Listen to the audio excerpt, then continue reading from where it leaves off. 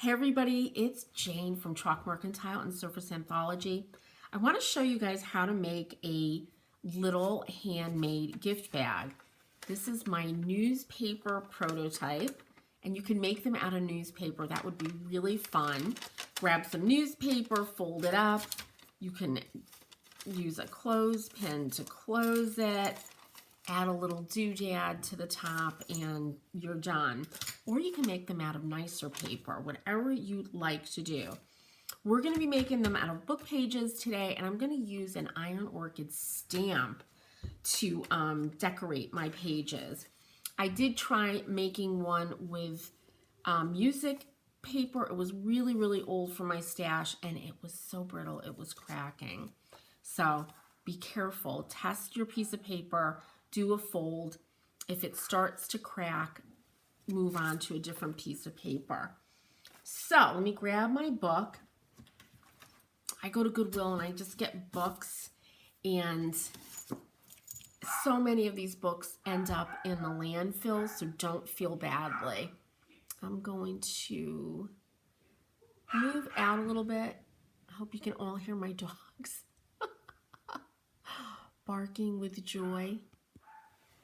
Okay, so I'm just gonna grab some of these pages, and you can use a title page like this. You can use, you know, this one just has the Swan Thieves on it. Whatever you'd like. It just doesn't matter. You're only limited by your imagination, as they say. And I'm just gonna grab some of these from the middle, tear them out. And I happen to really like the kind of irregular, soft, ripped end up at the top.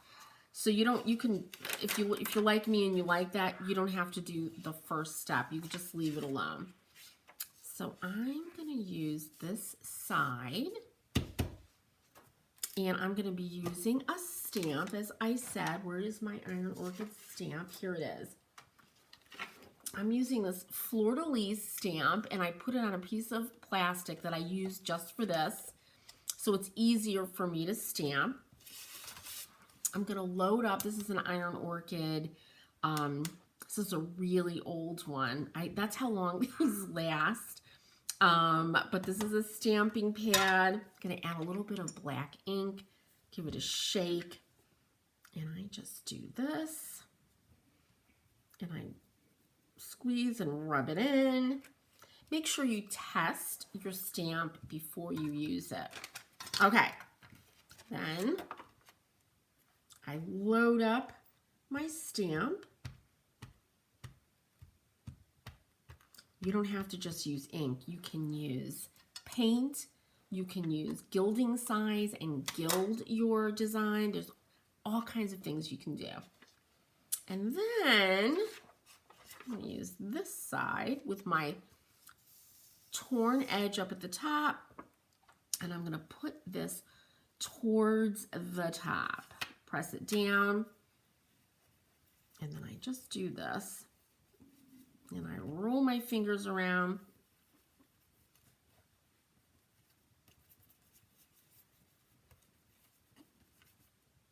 Lift it up, and look at that. Isn't that pretty? And there's our fleur-de-lis design. Dry a little bit. So if you want to have a clean edge, like I do here on the newspaper one, you can see it's folded down. I'm not going to do that step, but if you want to do that, you would turn your page over, right side down, and then fold the top down however much you want. I would say at least a ½ inch so it doesn't pop up on you. I'm going to leave mine alone. So then the next thing we're going to do is I'm going to turn it over, and I want to find the middle of my paper. So 9, just about 9, so that means 4½ inches.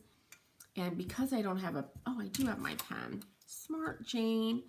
I'm just going to give it a little mark here so I know where the middle is.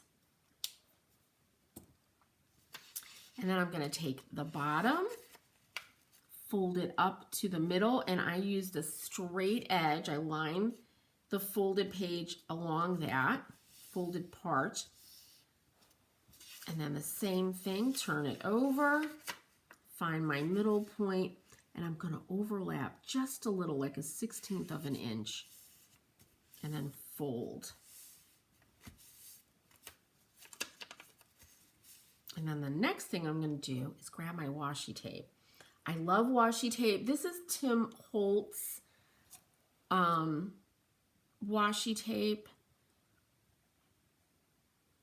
Cinta de Diseño. And this is old, so I'm not sure if that's still being made, but I just love these. I'm going to grab a length, kind of measure, I'm eyeballing it.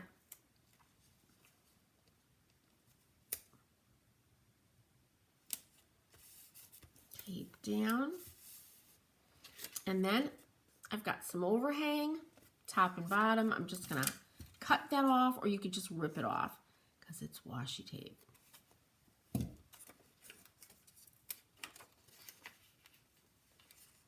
Rip this top just like that. All right, so there's our front. This is our back. I'm going to come a little bit closer.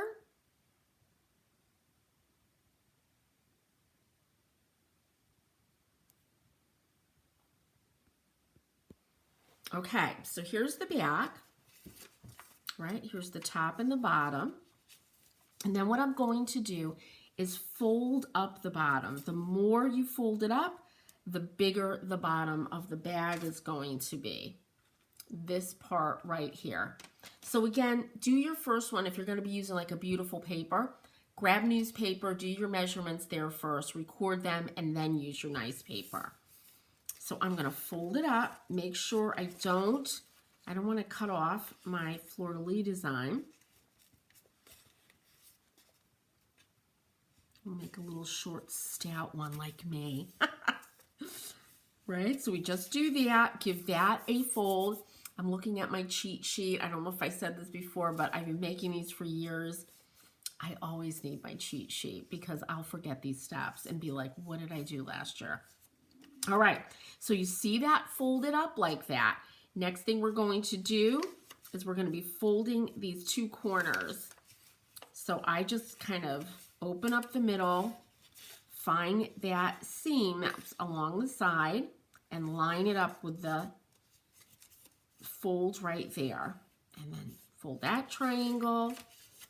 Same thing on the other side. And I just fold that. Then I'm making it right side up again, and we're going to fold each of these up in half. So I take that bottom one and I fold it to that line.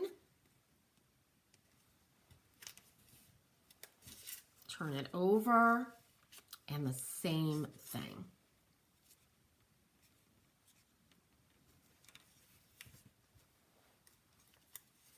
And there is the bottom, and I'm going to grab some washi tape and tape the bottom of this. Where did my washi? There it goes.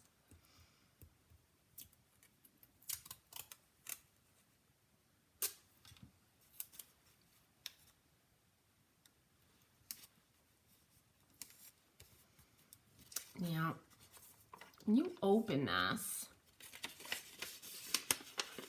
I know I do this every year. It's like, okay, yeah, you can just tape it. It doesn't, see right here where the seams are, the tape can go past that. That's it, you guys. That's the gift bag. And there it is. So this one has a nice bottom. I just kind of opened it all up, right? And there it is standing. There it is laying down. Here's the back, right? And if you love the washi tape, you can use the washi tape side as the front. You can just use washi tape. And then I have a bag. I'm gonna imagine I'm gifting my little molds, right? I have all these little molds. and put them in here. These bags are so great for these little wonderful little gifts, buttons, jewelry, molds, whatever. And right, I'm just going to use a clip. Like, this is the simplest version of this. You can also, I have these vintage things that I found at a thrift store, right? How cute are these? You can take that, put it on top, and put your clothespin on, and it does. It stands up. How cute is that? I do have somewhere in my gaggle of craft supplies these little tiny clothespins, which are really, really perfect for this. What else do I have in here? Boy, does that sound like Christmas, right? There's also some with some wire. So another thing you can do is get a hole punch and either put one hole here, and then you could wrap something like this around. How pretty is that? Or put two holes, right? And then put ribbon through the two holes and tie it in the front. It's like endless. The possibilities truly are. I have this really sweet little bow that I made, right? How adorable is that? So it gives you an idea what it would look like to have a really pretty ribbon. And these look so nice as favors also. You make a bunch of these, put them in a basket or a beautiful old ironstone bowl, and you can give them to your guests as they leave, you know, something to remember the night, right? Absolutely beautiful. The last thing I wanted to try, I grabbed some mica powder. This is by Amy Howard at Home. I wanted to see if I can kind of zhuzh this up a little bit with mica powder. And you can. You guys know I love my German glass glitter, but you really don't want to put it on a bag where people could get it like embedded in their fingertips. But here it just adds a little bit of a glow. It's like makeup.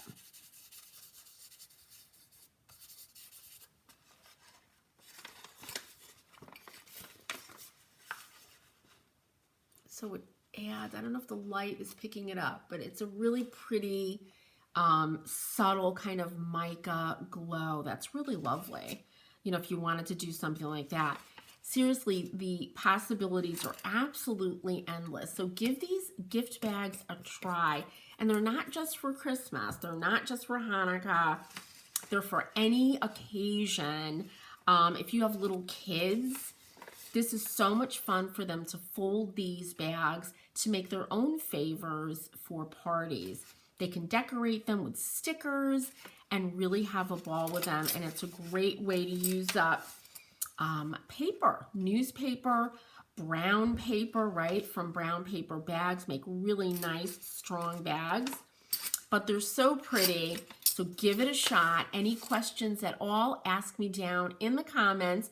Make sure to subscribe and hit that little notification bell so you guys will know when I do a new tutorial. Thanks so much for watching, everybody. Happy painting and happy making. I'll see you soon.